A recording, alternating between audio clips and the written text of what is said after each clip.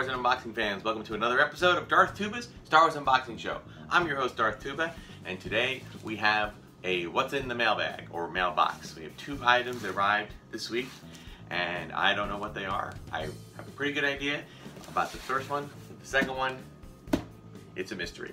As I said in previous videos, I make orders for certain items. Sometimes those orders ship right away. Sometimes they are pre-orders and I forget that they're pre-orders, and they come months, even if not almost a year, or even over a year after I order them. So sometimes the brain forgets. So we're gonna dive right in and open these up. The first one we have is from Hasbro Toy Shop. It's pretty light, so I'm thinking that it is probably just one figure, but let's open it anyway and see what we can come up with. I'm sorry, I'm not really happy, I'm more sorry to say that Hasbro Toy Shop, Amazon, and places like that are rapidly becoming the method of choice when it comes to you know, building your collections, because so many of the big box retailers like, well, Toys R Us in the United States, gone. Walmart and Target, you know, at the moment, while, you know, I like the store is fine for the fact that they have everything, but they have a very small amount of everything. And when you're looking for something very niche, like not just a toy, but a Star Wars toy, at the end of the day, you walk in there and there's a little tiny space. You know, some Walmarts can have like a whole wall, which is great, but when it's a non-movie year or a non-movie week or month, it isn't going to be very much there. And it's sad to say, you can find stuff online on Walmart.com sometimes, but it seems to come and go really quickly. Target, you know, kind of can also be hit or miss. In my town, in the areas near where I live, it just seems to be a very minimal amount, unless it's a movie release time, which we're nowhere near right now. So it might be for the next couple of months to a year or so that most of the collection will be built up from ordering online, which I wish I didn't have to do. I'd rather go support stores. And you know, when I do look for niche items and things that are a little more weird or collectible, I will continue to go into stores for that. But when it comes to the new items, there's not much choice. So let's see what we came up with here, what was ordered. If I'm not mistaken, yes, I was happy to see this. Okay, we have the Dr. Aphra comic set. Okay, now, who's Dr. Aphra for those uninitiated? Well, actually, I'm going to be honest with you, I am not 100% sure. I know that she is a comic book character. She was invented for the new, you know, post-legendary, you know, when they blew up the universe, they created a new, I believe it was a Darth Vader comic, and this character was in there. There is a write-up in the back. Let me read that so you can hear that. On a mission gone wrong, Dr. Aphra finds herself at the hands of the formidable Sith Lord Darth Vader. A rare survivor of such meetings, Aphra is recruited by Vader for her skills in reprogramming droids and her apparent lack of remorse for breaking the law to get what she wants. After a brief, checkered partnership with Darth Vader, Dr. Aphra escapes from the control of her dark supervisor and his clandestine agenda. Free of her obligations to Vader, Aphra ventures out with her assassin droids 000 or 000 and BT-1 or just BT, and Wookiee bounty hunter Black Chrysanthemum in search of new opportunities, legal and otherwise. Though unafraid of using whatever means necessary to get what she wants, Dr. Aphra is careful to avoid entanglements with Darth Vader, understanding all too well the vast reaches of unflinching power. So this is interesting. I think what we're seeing a trend with a lot of things, it's happened in movies, it's happened in TV, it's happened everywhere, is this escape or, you know, kind of separation from the standard good guys, bad guys. Okay, other examples of this would be someone like, if anybody remembers 24, Jack Bauer, Kiefer Sutherland's character from the TV show 24. I watched that show, my wife and I watched that show. It was extremely exciting, very riveting. For those who don't know, that was set up in a season was 24 hours. There were 24 episodes, and each episode was 1 hour in the life of this character. and there was all these terrorist threats, and there was all this stuff, all this intrigue, political intrigue going on all the while. It was very interesting, very riveting. But the character of Jack Bauer was not what you would call the white hat cowboy hero. Okay, he was damaged. He was somebody who struggled. He was somebody who didn't always do things the right way. He always had the best nature in or I shouldn't say the best nature. He always had the end game of saving humanity or saving the country or whatever in his mind, but he always would push it to the limit of what he would do. So that kind of made him somewhat of an anti-hero, and that's kind of where I think stories have been driven over the last 10, 15, 20 years. And I think Star Wars is not really seen that yet in the movies. I think we've had a little glimpse of it in TV cartoons like Clone Wars and Rebels, although very minor, like just dipping the toe in because they are children's programming. But in the comics, I think that they are very much have no fears about delving into kind of harder stories to tell. So we have these three characters, very different from other areas. Now, of course, you look at Dr. Aphra. Okay, she's just a standard female figure with a vest, and comes with the standard like Han Solo blaster, and gloves and some tattoos. She looks like she's someone you don't want to trifle with. And then you got the two droids, which look like any other droids, only they're all painted gray, or maybe they're not painted at all. Maybe this is their standard steel color off the assembly line. And one is an assassin, 000, and it looks a little bit like an evil C-3PO, and the other one is BT-1 or BT, and has all these lasers and guns protruding from it. And it's interesting to see that this is something. Now, this was not a figure that was released mass wide. It's part of the vintage collection, so it has that vintage look. This is part of, I think, San Diego Comic-Con exclusives. But Hasbro was selling them online as well. So of the several different exclusives that they sold, this is the one I was most interested in, just because I do like that I don't have these figures already, and I doubt they're going to release them in any other format. But seeing as though it is a Comic-Con exclusive, and seeing as though it's a really, really cool box, and I'll talk a little bit more about that in a minute. I will not be opening this beyond what we just did. Okay, there are some things I like to keep in, and not so much because I'm worried about value. I don't really think that these are going to extend far beyond the value that whatever I pay for them. But I just like the look of it. Again, the vintage collection, I do try to keep at least some of it in the package. They call this the racing stripe, okay? And I like the racing stripe look. It's very vintage. It brings me back to my childhood. Even the back has some cool little comic art on it. So all in all, it's a really nice piece. Now, I like the Kenner logo on the bottom. And this is a throwback to some packs that Kenner released in the 70s and 80s that included, basically what they did was when they had an overstock, when the original, coming out of the manufacturers, they had an overstock of figures, and they didn't know, they didn't think that, the first movie was winding down, and they were getting ready, pumped up for the second movie, and the second movie was winding down and pumping up for the third movie. They would put these packs together, and you get 3 figures for the price of less than 3, like a deal. Think of it like the bargain bin, or the big box store like a Costco or a Sam's Club version, where you can get a couple of figures for a little less money.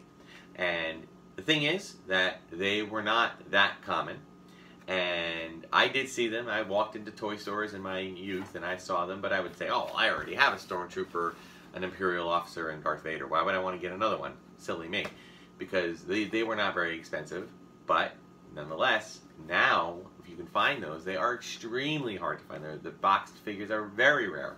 So Target came out with a few more when they had the vintage collection about 10 years ago. They came out with a few more. But, they're bringing that back, so we'll probably see a few more of these 3-packs. I just like them for the aesthetic value and the reminder of the collectible quality. So this will stay in the box for the time being. All right, so let's talk about this one. Now, the fragile, please handle with care, does tend to make me think that I know at least what brand we're talking about, but I do not remember exactly what version. So let's take a look.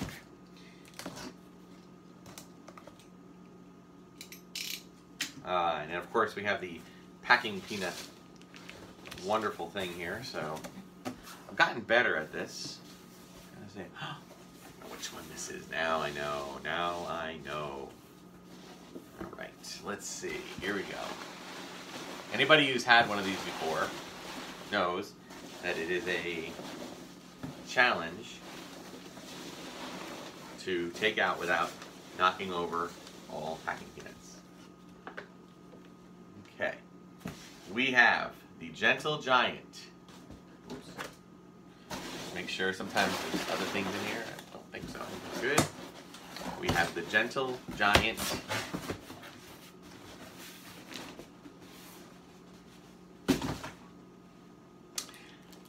Jumbo version of the vintage Emperor's Royal Guard on the Return of the Jedi box.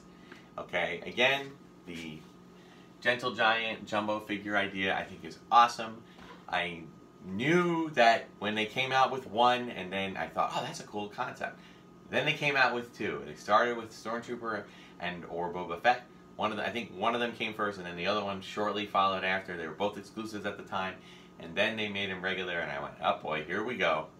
They're going to start a pattern. So, you can see on the back, this is how many of those figures they have made. They are past the halfway point. There are now 44. No, I lied. 58. There are now 58 of these figures. And in looking through it, I am pretty sure that I have a decent number of those 58. I think there are a couple that have not yet come out. I'm looking through this. I don't know if I have the Gamorrean Guard. I'll have to look that one up. And I don't know if I have, and I know I have Han. I know, yeah, a lot of these I have. So I have to double check the Death Star droid. So it's kind of nice. It's a nice little checklist for me to keep track of. In fact, when I'm done with this, I'm going to take a photo of this so I can kind of go through and, you know, check off. I love what I used to do. I don't know if kids used to do this. They would take a card back and they would just put an X over every figure that they had. And that way, you knew that was it. You were done. It's all good. So maybe I'll try that. We'll see. All right. So, of course, the opening up of these, another nice thing I've mentioned on previous episodes is the fact that they're, for the most part, it's pretty straight. It's pretty easy to at least keep the boxes, and then when the time comes, if you wish to sell them, you can say, you know, it was displayed, but you still have the packaging, you still have the only thing I'm cutting up here is the tape. Now, some people will, you know, call that foul and say, well, then it's not bad. But again, I would never sell this as a mint in-box item. I would sell it as a mint item on display. So anyway. But again, these boxes are very challenging. I've seen even people trying to sell them in toy shows and sci-fi conventions and whatnot, and they are very hard to even display. They take up a lot of room. Okay. Oh, this looks like it used to bend. I guess they don't do that anymore. Let's see. Oh, they have now taped these things shut, which is interesting. I wonder if that's, maybe they have stopped the little twist tie thing, which would be awesome if they did.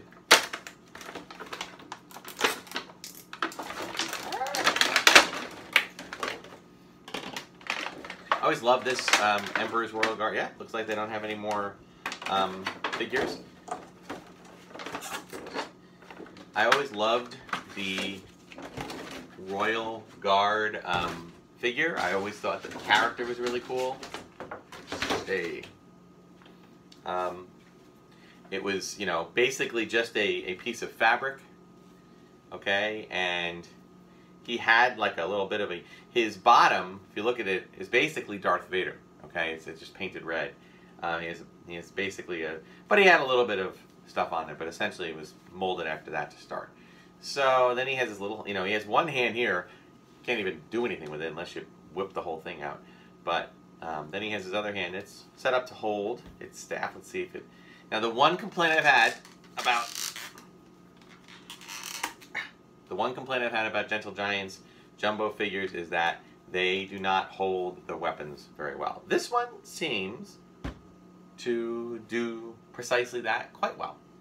So kudos to Gentle Giant. It seems pretty easy to keep there, keep down. Now, of course, these are 5-point articulation. In the case of the Royal Guard, even the head turn is very minimal.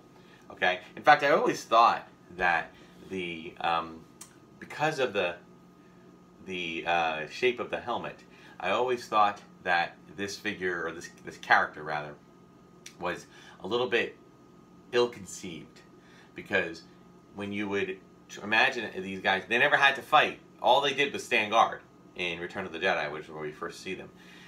You see kind of, and when the prequels came out, you kind of saw the evolution of them. There was a blue version where they had like a see-through visor with their eyes in the first movie, and then the second movie, I think they started to appear either totally in blue like this or red, I couldn't remember exactly. And then by Revenge of the Sith, the third prequel movie, you did see them in there. And there was one time where they almost had a moment to have at it with Yoda, and Yoda just kind of whipped his hand. He barely took his hand up, and they both fell back. So you didn't get a chance to see them fight. But I think if you had, there would have been something awkward about it. And I would equate it, for those Batman fans, and I'm talking about the Michael Keaton, Jack Nicholson Batman from 1989, I always felt that while I liked that Batman movie and I liked the Batman character, I always felt that the way the cowl worked, because it went right down to the neck and into the shoulders, he had to move like this, which I always felt was a little awkward. And if you were really in a fighting situation, not that I'm a fighter at all, but if you were, it wouldn't make a lot of sense. So, but again, form versus function, you know, design versus form, or whatever you want to argue. Ultimately, I think this is really cool. I do have a funny story to tell about this character. The Don Post mask and helmet company did create I believe it was Don Post, did create a Emperor's Royal Guard helmet. I don't know if my camera picks it up, but I do have it. It's just up out of camera range, about up here. And one year I decided to go for that, you know, to a Halloween party dressed like that. It was real simple. I got some red fabric. I, you know, basically made a poncho out of it. I cut a hole in the center, just put the thing over me, and then I put the helmet on. And it looked, you know, when I stood still, it looked exactly like the Royal Guard. I didn't bother with anything underneath. I just, you know, just wore shorts and a t-shirt, and everything else was cool. So that was it. I was the coolest looking character. Then came the point where I had to take the helmet off. And let me tell you something, these things don't come off easy. Unless you have a really tiny head, you had to kind of twist it a certain way, and you had to like turn as it was going. Otherwise, it was literally stuck, and I almost had to get a saw to cut it out, and it was major panic. Thankfully, it did come off. I was okay. I managed to save the helmet. It didn't have to get sewed open or anything, but it sits proudly on display here, and I have never put it on since because it just was too scary. So that's my fun story. Anyway, when you put on masks, kids, when they're helmets and they go fully over your head, be careful. That's what I like about some of the new ones that are like two pieces, like a piece here, then another piece goes over, a little bit better. All right, so then we have our newer item, and then our newer item that is based on an older item.